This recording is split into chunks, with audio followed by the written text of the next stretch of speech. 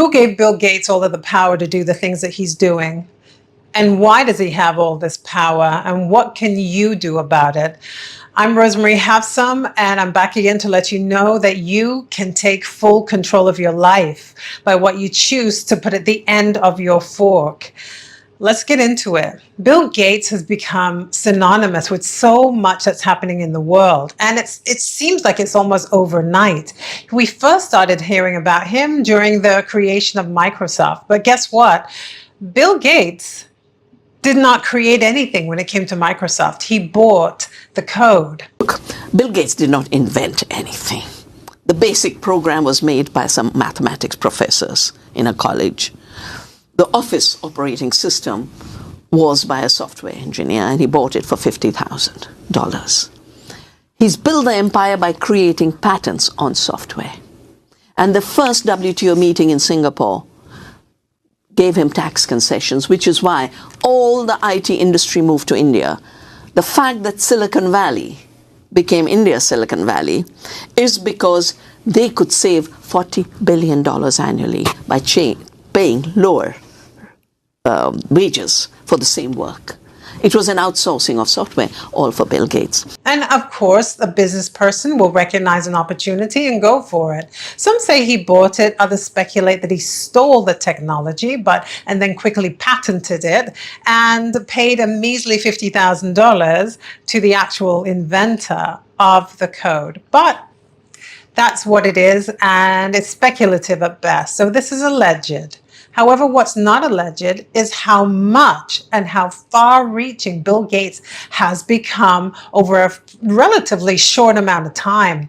From Microsoft to all of the iterations before Microsoft and after Microsoft in the tech world, to being a very loud voice when it comes to people's health, wellness, population, and everything in between.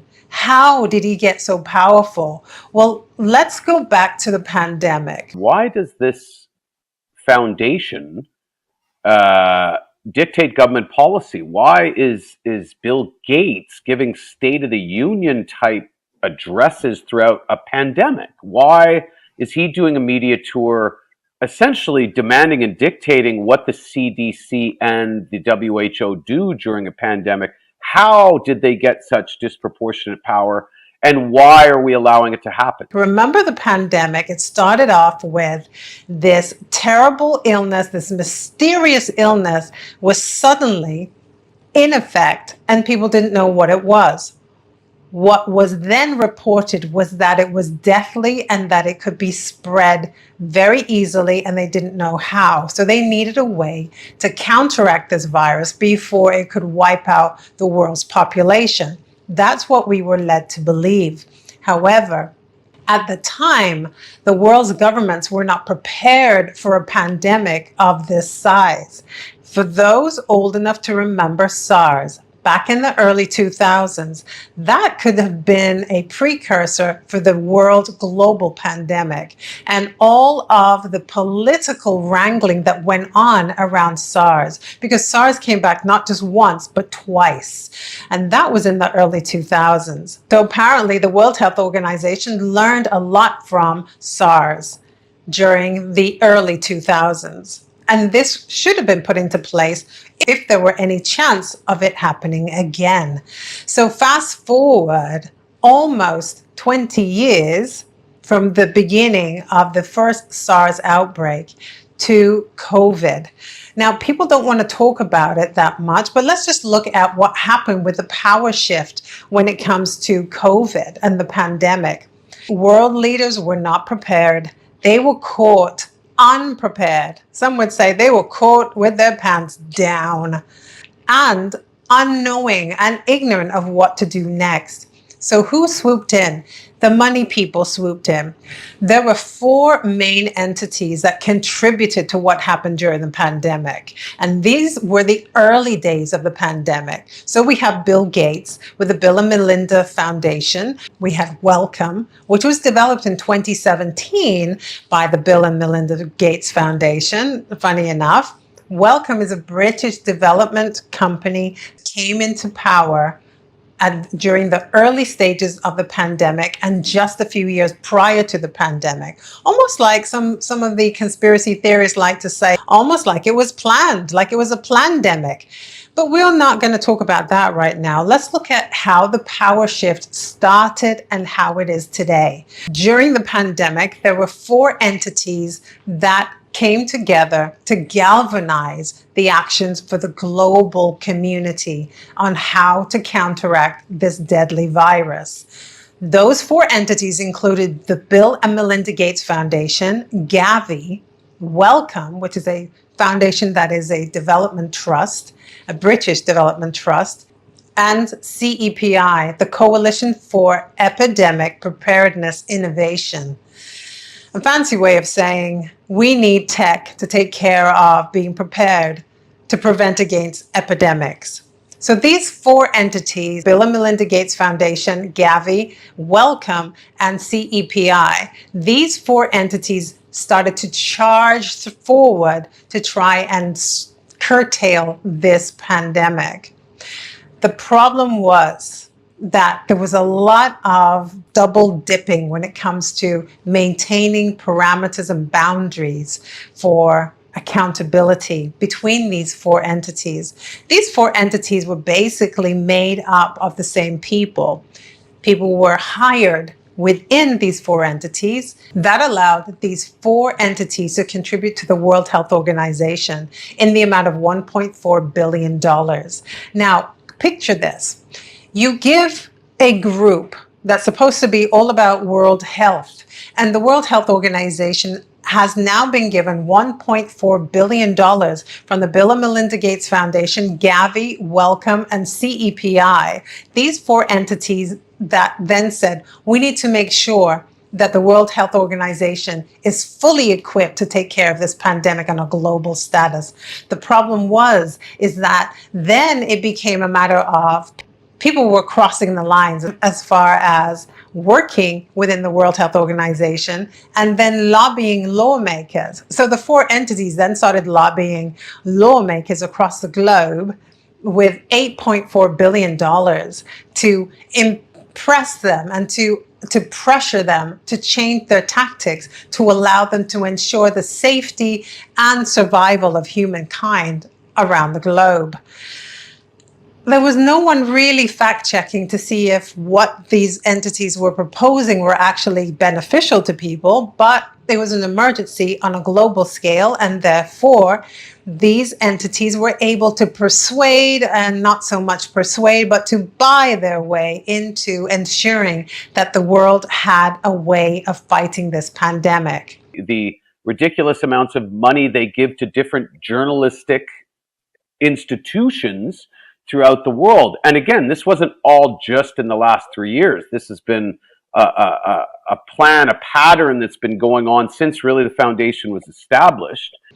Bill Gates was entangled in all aspects of the pandemic protocols. And sometimes people would highly suspect that there was not always complete anonymity and complete accountability in the preparation of a pandemic strategy.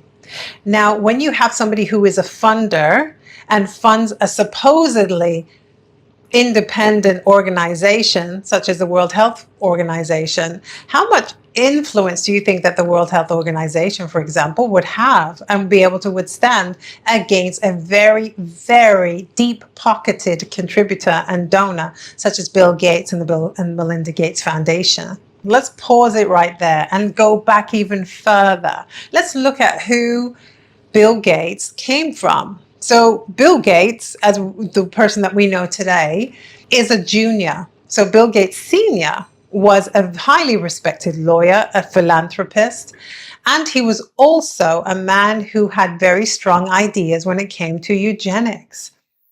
And that is a fact, allegedly. He believed in eugenics, and he believed that there was also something that the majority seekers and the power holders must do. If you're not familiar with the phrase and the term noblesse oblige, then allow me to explain what that is. Noblesse oblige is something that only comes from the other folks who have had power for centuries because of slavery and the benefits of slavery. Noblesse oblige implies that the noble obligation is a direct translation from French to English. So the obligation of the noble is to help those who are less than. So therefore, you can have somebody, an entity that can go and war, pillage, and destroy an entire race of people. And then they can go back in years later and say, here, let us help you clean up the mess that you obviously can't take care of yourselves, and help you build roads and infrastructure and all of the good things that comes with living in the first world. Now, this is after they've completely destroyed communities for greed and want. So noblesse oblige is nothing noble, and it's nothing about obligation. It provides a twisted sense of power for people that are in positions of power to then turn around and help the very victims of their gaining of power, and helping them in areas that the nobles who deem themselves as noble seem to think is important. This is the twisted mindset of people who gain an amount of power, a great amount of power, and then decide that they're going to give back. You must always be wary of the giver. So Bill Gates Jr. also helped to create the Bill and Melinda Gates Foundation.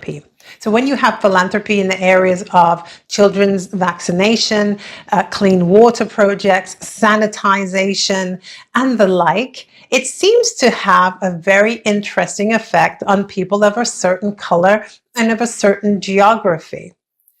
So we have that. And then wielded in between that is the eugenics mindset, where it is a white supremacist and racist way of looking at the world and the people who populate the world.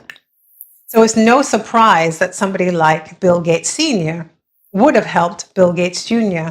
form the Bill and Melinda Gates Foundation. Now, Bill Gates Jr.'s mother was a high-ranking United Way worker. So she was involved with a very powerful charity. And in fact, Bill Gates Sr. donated heavily to the United Way. When I was growing up, my parents were always involved in various volunteer things. My dad was head of Planned Parenthood. And it was very controversial to be involved with that. Gates tips his hand when he equates issues related to population with reproductive health. The topic is particularly controversial because population control and reproductive health have been used for half a century as a euphemism for eugenics, the discredited pseudoscience that holds that certain families are fit to be leaders of society by virtue of their superior genes. Now, not too long ago, the United Way was exposed for spending less than 10 cents out of every dollar that was donated on the intended people that it was supposed to save and help. And that was based on information that was gathered about how much was being spent on salaries and other infrastructure for the charity, then never reached the people that it was intended to help. To Bill Gates Jr. What did he have that the whole world needed? Well, he had the money. And after making patents after patent after patent, and then collecting royalties on every single patent that he made, then what difference would it be for health and health technology? The world thought that he was the savior because he jumped in and came up with new technology to help people. It was a different kind of inoculation. It was a different kind of looking at how to help people remain healthy, because it was not about vaccination. It might surprise people to hear that the world's response to this disease has been far faster than any disease in history. Over 1 billion people have been vaccinated, and yet we need to do better. Here's one reason why. This map shows where people have received at least one dose of COVID-19 vaccines. Africa stands out.